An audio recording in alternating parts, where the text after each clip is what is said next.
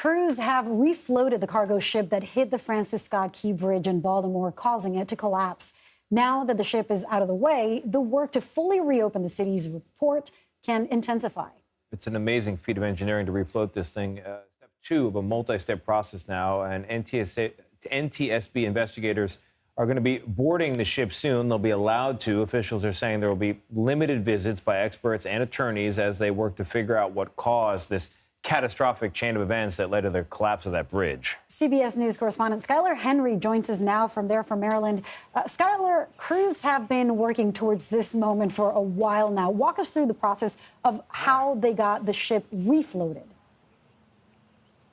Hey, Lily and Tony, good to be with the both of you. Yeah, if you take a look at exactly how this all started, this was something that began yesterday around midday as the crews began an 18-hour checklist, which included everything from deballasting the vessel, removing more than 1 million gallons of water that was needed to be put into the vessel to try to balance the ship, as well as other areas, including dive crews clearing out the passageway to try to get not only the vessel to be refloated, but also to make its way through the local marine channel or terminal where it is right now.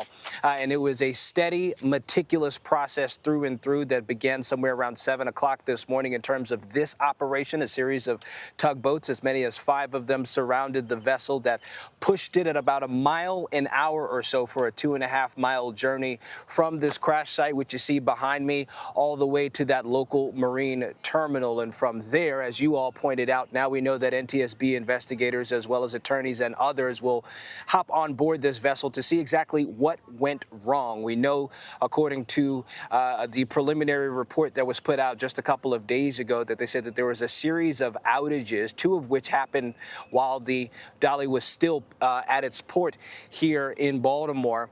And another right maybe about 3 ship lengths away from the bridge before it collided with said bridge, leading to its collapse and unfortunately the death of those 6 construction workers. It also experienced another outage about a ship length away from the bridge as well, and that is what led the crew to lose power of its steering and its rudder, and that is what led to its condition or to its collision up until this point. And so now we will get to the bottom of exactly how this all happened, if there could be any more of a timeline or give some more information into how this all occurred. It's just all so amazing. The size of that ship, the fact that they could get it back off the ocean floor and float it somewhere at all, I mean, that is monumental. You touched on some of the repairs here that will go into getting the ship back into shape and allowing the investigation to begin. Of course, what everyone's wondering there in the Baltimore area is when will work begin on a new bridge and also a full reopening of the harbor? I know they've been able to use some channels. What do we know?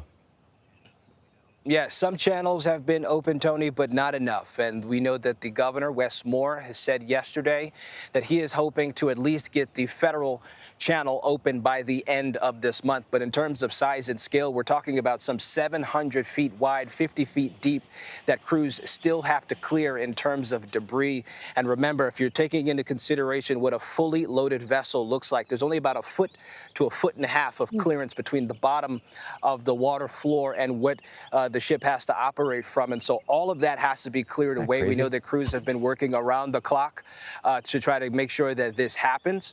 But then you take into consideration some other things as well, namely some of those containers that are on that ship as well. Some of it contains hazardous materials. We know that the shipping container company Maersk is working to try to deliver more than 2,000 containers to their respective locations. They've already been able to get some 200 off, but there's still a lot of work to go on that front.